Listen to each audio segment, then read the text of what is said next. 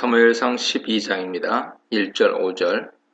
사울이 정식으로 왕으로 등극하고 통치권을 갖자 사무엘은 사사직에서 완전히 물러나면서 이스라엘 백성에게 고별연설합니다. 사무엘이 비록 사사직에서 물러나지만 여전히 선지자며 제사장이기에 영적 지도력을 가지고 있었고, 이것은 13장과 15장에 잘 나타나죠. 사무엘의 연설은 자신의 은퇴 이유와 사역에 대한 평가로 이루어져 있습니다. 사무엘이 은퇴하는 이유는 왕이 세워졌기 때문이죠. 사무엘은 백성들 요청대로 왕을 세우는 일을 마쳤고, 그래서 이제 왕이 이스라엘 백성을 다스리고 있기 때문에 더는 사무엘이 지도력을 가질 수 없었습니다. 사무엘은 비록 백성들의 왕을 세워달라는 요구를 더는 자신을 지도자로 생각하지 않는 것으로 여기고 섭섭했지만, 하나님 말씀에 순종하여 백성들의 요청을 다 들어주었습니다. 자신의 임무를 충실하게 수행한 후에 지도자 자리에서 은퇴한 것이죠. 그는 어려서부터 흰머리가 될 때까지 평생 이스라엘 지도자로서 일하였지만, 그것에 연연하지 않고 하나님께서 떠나라 하실 때 미련을 두지 않고 떠났습니다. 사무엘 연설에서 두 번째 부분은 자신 사역에 대한 평가죠. 사무엘은 여호와와 그의 기름 부음을 받은 자, 즉 왕을 재판장으로 앉히고 백성들을 증인으로 세우고 있습니다. 자신이 청렴결백하게 사역했다는 것을 주장하기 위해 재판 상황을 설정한 것이죠. 사무엘은 증인으로 설정된 이스라엘 백성들에게 자신에 대해 불리한 증언을 해보라고 말하면서 구체적으로 5개 질문을 통해 자신의 결백함을 주장합니다. 소나 나귀는 당시 사람들의 일반적 재산을 상징하는 것으로 사무엘은 자신의 권력을 이용해 백성들의 재산을 함부로 빼앗지 않았음을 주장합니다. 권력을 가진 사람은 그 권력을 이용해서 부를 축적하려 하기 때문에 힘없는 사람들의 재산을 빼앗는 일이 비일비재했습니다. 그러나 사무엘은 부당하게 부를 축적하는 일을 하지 않았습니다. 또한 자신이 백성들에게 폭정을 행했느냐 묻습니다. 권력자들은 자신의 권력을 이용해 약자들을 억압하고 자신 명령에 복종하지 않으면 함부로 폭력을 행사했죠. 하지만 사무엘은 하나님께서 자신에게 주신 권력을 함부로 사용하지 않았다고 말합니다. 마지막으로 사무엘은 자신의 눈을 흐리게 만드는 뇌물을 받았느냐 묻습니다. 이것은 정의의 문제와 관련된 질문으로 사사 사무엘은 재판하거나 백성 간 소송을 다룰 때 뇌물을 받음으로 정의를 굽게 만드는 일을 하지 않았다는 것입니다. 이런 사무엘 질문은 모두 당시 권력자들이 행하고 있던 잘못된 행태를 지적하며 자신은 그런 행동을 하지 않았다고 주장하는 것입니다. 사무엘 질문에 백성들은 당신은 우리를 속이지 않았고 압제하지 않았고 특히 누구의 손에서 아무것도 빼앗지 않았다고 말하므로 사무엘이 완벽하게 결백하다는 것을 증언합니다. 백성들 증언의 사무엘은 너희 증언에 대해 여호와와 기름 부음을 받은 자가 증인이라고 말하며 그래도 괜찮은지 물어봅니다. 그러자 백성들은 그들이 증인이 되어도 된다고 말합니다. 이것으로 그들은 자신들의 말이 진심이라 주장하고 있는 것이죠.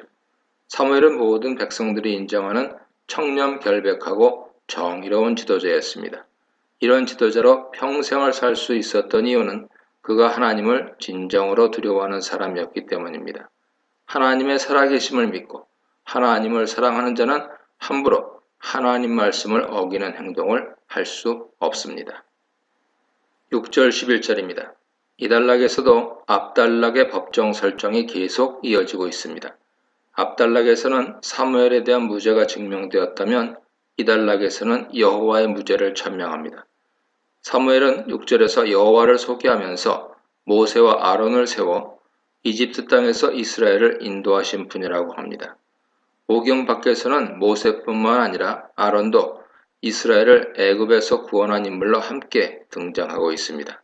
사무엘은 여호와를 소개한 뒤에 백성들에게 너희는 가만히 있으라 말하고 자신이 여호와 앞에서 여호와를 변론하겠다고 합니다. 이것은 자신이 여호와에 대해 말하는 것을 잘 들으라는 의미죠. 여기서 사무엘은 여호와를 위한 변호사 역할을 하고 백성들은 배심원이자 증인으로, 그리고 여호와는 재판관이자 피고인으로 설정됩니다. 사무엘은 일단 여호와는 이스라엘과 이스라엘 조상들에게 공의를 행하신 분이라 주장합니다. 그리고 8절 11절은 여호와께서 공의로운 분이 되시는 역사적 증거들을 제시하고 있습니다. 첫째 증거는 여호와께서 이스라엘을 이집트 압제에서 구원하신 일입니다. 하나님께서는 이스라엘이 심한 노역으로 인해 괴로워하며 여호와께 부르짖을 때 응답하시고 구원해 주셨고 그들에게 가나안 땅을 주셨습니다. 둘째 증거는 이스라엘 자손들이 가나안 땅에 들어가 살면서 여호와를 잊고 가나안 신을 섬길 때 이들을 하솔 왕 시스라와 블레셋 사람들과 모압 왕 손에 넘겨서 징벌하셨지만 이스라엘 백성이 다시 여호와께 부르짖으며 죄를 고백하고 회개하자 다시 구원자들을 보내주셔서 구원하신 일입니다. 여기서 구원자, 사사로 언급된 인물들은 여룻바알인 기드온과 입다, 사무엘과 베단입니다. 이것을 보면 사무엘도 사사 중에 한 명인 것이 분명하죠. 여기서 어려운 것은 베단입니다. 사사들 중에 베단이라는 인물이 없기 때문입니다. 70인역에서는 베단을 바락으로 번역하고 있고 이 전통을 따라 히브리서 11장 32절의 믿음의 인물 명단에서 바락이라 기록하고 있습니다. 그런데 히브리어로 베단은 바락과 드보라 첫 이름의 첫 자음들이 섞여 있는 형태이기 때문에 정확히 누구를 말하는지 알기 어렵습니다. 사사기 전통에 따르면 시스라와 전쟁할 당시 사사는 드보라이고 바락은 군대 장관으로 드보라의 명령을 따르던 인물이죠. 그러므로 베단은 드보라를 잘못 표기한 것으로 보는 것이 사사기와의 연결 손상에서 더 타당해 보입니다. 혹자는 드보라가 전쟁에 직접 참여하지 않았기 때문에 구원자가 아니며 바락을 사사로 보는 것이 더 타당하다고 주장하기도 합니다. 하지만 11절에 등장한 사무엘도 직접 칼을 들고 전쟁에 참여한 인물이 아니기에 그런 이유로 드보라를 사사 명단에서 제외하는 것은 정당하지 않습니다. 12절 15절입니다. 하나님의 무죄 혹은 의로움을 주장한 사무엘은 이번에는 백성들을 고발합니다. 그들이 왕이신 여호와를 버리고 사람 왕을 세워달라고 한 것이 고발 사유죠. 사무엘은 백성들의 요청을 듣고 하나님 명령에 순종하여 왕을 세우는 일에 적극적으로 참여하고 사울을 왕으로 세웠습니다. 하지만 사무엘상 8장 7절 이하에 나타나는 하나님 한탄을 기억하고 있던 사무엘은 그들이 하나님 대신 인간 왕을 세우는 것이 어떤 의미였는지 백성들에게 분명히 알려주고 있습니다. 암몬과 나하스가 이스라엘을 공격하려고 하자 왕을 세워달라고 요청한 것은 지금까지 그들의 왕으로 계시며 그들을 구원해 주신 하나님을 버리는 행위였죠. 이런 백성들의 행동을 지금 여호와께 고발하고 있는 것입니다. 하지만 여기서 끝나지 않고 사무엘 연설은 권고로 이어지고 있습니다. 비록 하나님께서 기뻐하시지는 않지만 그래도 너희가 구하던 왕을 세워주시는 은혜를 베풀어 주셨다고 말하면서 이렇게 하나님께서 너희 말을 들어주셨으니 너희도 여호와 말씀을 잘 들으라고 합니다. 너희와 너희 왕이 여호와를 경외하고 그의 말씀에 순종하면 좋겠지만 만일 그렇지 않으면 여호와의 손이 사사시대처럼 이스라엘 백성을 칠 것이라고 경고합니다. 비록 인간왕이 세워졌지만 이스라엘을 다스리는 것은 사사시대와 마찬가지로 여호와시며 이스라엘의 궁극적인 왕은 여호와이시기 때문입니다. 이렇게 사무엘은 끝까지 지도자로서 백성들의 잘못을 지적하고 바르게 살 수 있도록 지도했습니다. 이 문단에서는 신실한 지도자 사무엘, 신실하신 왕 하나님, 신실해야 할 이스라엘 백성과 왕에 대해 묵상해 보시기 바랍니다. 16, 18절입니다. 사무엘 연설 마지막은 이스라엘 백성에게 여호와 명령을 순종하며 살 것을 권면하고 그러지 않을 경우 여호와의 벌이 있을 것을 경고하였습니다. 이렇게 여호와의 명령을 따라 살라는 고별 설교는 이전에 모세도 했고 여호수아도 했죠. 이들은 모두 여호와 명령에 순종하며 성공적으로 사명을 감당했던 지도자들이었습니다. 자신들이 살아본 결과 여호와 명령에 순종하며 사는 것이 이스라엘 백성들이 잘 사는 기름을 알기에 이런 권면을 했습니다. 사무엘은 권면이 끝난 후 백성들에게 너희는 가만히 서서 여호와께서 너희 눈앞에서 행하시는 큰 일을 보라 명령합니다. 이 문구는 출애굽기 14장 13절, 역대하 20장 17절에서 여호와께서 이스라엘을 구원하시는 것을 보라는 것으로 사용되었지만 여기서는 역설적으로 이스라엘을 징벌하시는 것을 보라는 말입니다. 여호와의 놀라운 능력으로 이스라엘을 구원하실 수도 있지만 이스라엘에게 징벌을 내리실 수도 있는 것이죠. 사무엘은 밀베는 때 우레와 비를 내려달라고 여호와께 간구하면 여호와께서 우레와 비를 보내주실 것이라 말합니다. 이스라엘 백성들이 자신들이 왕을 구한 죄가 얼마나 큰지 직접 경험하고 알게 하기 위해서죠. 그리고 사무엘은 자신이 말한 그대로 여호와께 비와 우레를 보내달라고 부르짖었고 여호와께서는 그런 사무엘의 소리에 응답하셔서 그날에 우레와 비를 내리셨습니다. 밀베는 시기는 건기로 비가 좀처럼 오지 않는데 갑자기 천둥이 울리고 번개가 치고 폭우가 쏟아진 것이죠. 이것은 우연이 아니라 하나님 권능으로 이루어진 것임을 분명히 보여주고 있습니다. 사사기 5장에서도 건기에 갑자기 내리는 비를 통해 하나님 권능을 보여주신 예가 있습니다. 이 놀라운 이적을 체험한 이스라엘 백성들은 여호와와 사무엘을 두려워하게 되었습니다. 이러한 모습은 출애굽기 14장 31절에서 여호와의 큰 권능을 보고 여호와를 경외하며 여호와와 모세를 믿게 된 것과 비슷하죠. 여기서 경외하다와 두려워하다는 야레로서 같은 뜻입니다. 19절입니다. 사무엘 말에 응답하시는 하나님을 보면서 백성들은 사무엘 말처럼 자신들이 왕을 구한 것이 여호와 앞에 죄를 범한 것이라는 사실을 깨닫게 됩니다. 이들은 자신들에게도 이방 나라들처럼 왕이 있는 것이 당연하고 좀 더 합리적이라고 생각했지 그것이 여호와를 왕으로 섬기지 않는 심각한 죄라고는 미처 생각하지 못한 것이죠. 그런데 사무엘의 지적과 여호와의 징벌을 통해 세상 관습과 풍조를 따르는 것이 여호와를 떠나는 길이라는 것을 알게 된 것입니다. 이스라엘 백성들이 범하는 죄는 우리도 너무 쉽게 범할 수 있는 죄입니다. 우리도 하나님 말씀보다는 종종 세상적인 편의와 관습을 따르면서 그것이 죄임을 인식하지 못하는 경우들이 많이 있습니다. 다행히 이스라엘 백성에게는 사무엘이라는 영성 깊은 지도자가 있어서 이들을 올바른 길로 인도한 것이죠.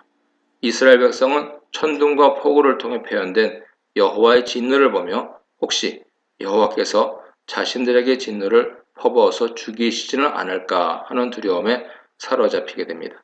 그래서 이들은 사무엘에게 중보기도를 부탁하죠. 중보기도는 선지자의 중요한 역할 중 하나로 역사상 가장 뛰어난 중보기도는 모세가 드렸습니다. 출애굽기 32장 11절 이하 보세요. 후에 예레미야 15장 1절에 만약 모세와 사무엘이 나의 앞에 섰다 할지라도 내 마음은 이 백성을 향할 수 없나니에서 모세와 함께 사무엘을 가장 뛰어난 중보 기도자로 언급하고 있습니다. 25절입니다. 백성들 요청에 사무엘은 두려워하지 말라고 합니다. 이번 이적은 이스라엘 백성들에게 하나님의 권능을 보이고 이스라엘 백성들의 잘못을 깨닫게 하기 위한 것이지 결코 그들을 죽이기 위한 것이 아니기 때문이죠. 분명 이스라엘 백성들이 잘못했지만 그러나 이제부터는 여호와를 따르는 데서 돌이키지 말고 전심으로 여호와만을 섬기고 우상을 섬기지 말라고 권고합니다. 우상은 실제로 존재하지 않는 허구의 것이기 때문에 이스라엘에게 아무런 도움을 줄 수 없기 때문입니다. 여기서 사무엘은 이스라엘 백성에 대한 하나님의 용서를 선포하고 있습니다. 그 이유는 22절에 언급되는데 하나님께서 이스라엘을 자신 백성으로 삼은 것도 철저히 하나님의 자유로운 의지로 결정하신 일이며 하나님의 명예를 위해서라도 결코 이스라엘을 버리지는 않으실 것이기 때문입니다. 중요한 신학 이슈들이 등장하는데 먼저 이스라엘을 하나님 백성으로 선택하신 것은 전적으로 하나님의 자유선택이라는 것이죠. 이스라엘에게 어떤 장점이나 공적이 있어서 선택하신 것이 아닙니다. 그리고 둘째로는 하나님 명예에 대한 문제로 그의 크신 이름을 위해서는 여호와의 명예를 말하고 있는 것입니다. 하나님께서는 시내산에서 이스라엘을 나의 백성이라고 선언하셨습니다. 즉, 그 이후로부터 이스라엘은 여호와의 백성으로 온 세상에 알려지게 되었고 여호와와는 뗄 수 없는 관계가 된 것입니다. 그러므로 여호와께서 이스라엘을 죽이고 멸망시키시는 것은 이스라엘을 선택하신 여호와의 실패가 되는 것이죠. 이렇게 이스라엘에게 여호와의 이름을 두셨다는 것은 자신의 명예를 이스라엘 백성들에게 맡기셨다는 의미입니다. 하나님께서는 오늘날도 자신의 명예를 우리에게 두셨습니다. 우리가 그리스도인이라고 불리는 순간부터 우리는 예수님의 사랑으로 살아가는 것이고, 우리가 세상에서 잘못하면 우리만 욕을 먹는 것이 아니라 예수님의 명예도 땅에 떨어지게 되는 것입니다. 그것이 크리스천이라는 이름의 무게입니다. 이렇게 보잘것없는 이스라엘에게 여호와 이름을 두셨다는 것은 그 자체가 영광이며 은혜로, 하나님은 자신의 이름을 둔 자신의 백성들을 위해 그들이 먼저 하나님을 버리지 않는 한 그들의 죄를 용서하시고 끝까지 그들과 함께 하겠다고 약속하십니다. 23절은 이스라엘 백성을 위한 사무엘 결심으로 백성들이 여호와를 잘 섬기게 하기 위해 자신이 할 수 있는 부분을 하겠다 말합니다. 첫째는 기도이고 둘째는 가르침입니다. 사무엘은 자신이 이스라엘 백성을 위해 기도하기를 멈추는 죄를 절대로 범하지 않겠다고 결심합니다. 이것은 선지자로서 늘 하나님께 중보 기도를 드리겠다는 의미죠. 그는 기도하기를 멈추는 것을 죄라고 스스로 규정하는데, 이것은 기도를 남은 평생 자신 사명으로 삼겠다는 강력한 의지를 반영한 것입니다. 둘째는 선하고 올바른 길을 가르치겠다는 것이죠. 이것이 하나님의 말씀을 따르는 길로 앞으로도 계속해서 하나님 뜻을 백성들에게 가르치고 전달하겠다는 것입니다. 23절에서 사무엘이 말한 기도와 가르침은 선지자의 주된 사역이라 할 수 있습니다. 여기서 사무엘은 백성을 다스리던 사사에서 기도와 가르침에 전념하는 선지자로 직분이 바뀌고 있습니다. 그렇기 때문에 이후에 나타나는 사무엘의 사역들은 선지자로서 하나님 명령을 전달하는 역할을 하게 됩니다. 24, 25절은 연설의 결론 부분으로 하나님께서 너희를 위해 하신 일을 기억하고 오직 하나님만을 섬기라는 권면과, 그러지 않고 계속해서 악을 행하면 너희와 너희 왕이 망할 것이라는 경고가 나옵니다. 이 부분은 14, 15절의 반복으로 사무엘은 반복적으로 여호와 경외와 섬김을 강조하면서 그러지 않으면 멸망당할 수 있음을 경고합니다. 아무리 이스라엘을 지키기 위한 왕을 세워도 인간 왕은 결코 하나님을 이길 수 없기 때문입니다. 결국 이스라엘 백성이 의지할 것은 왕이 아니라 하나님 한 분이신 것이죠. 눈앞에 보이는 힘과 권력과 돈을 의지하려는 우리에게 사무엘은 그런 것은 모두 소용없고 오직 하나님만을 왕으로 섬기며 순종할 때 우리가 승리하고 살아갈 수 있음을 알려줍니다. 그 이유는 바로 하나님은 살아계시고 지금까지 우리를 구원하시며 도우시고 복을 주시는 진정한 왕이시기 때문입니다. 이 문단에서는 이스라엘 죄악을 알게 하는 표징, 사무엘의 신실한 기도와 하나님의 신실한 응답, 이스라엘 회개와 신실한 순종에 대해 묵상해 보시기 바랍니다.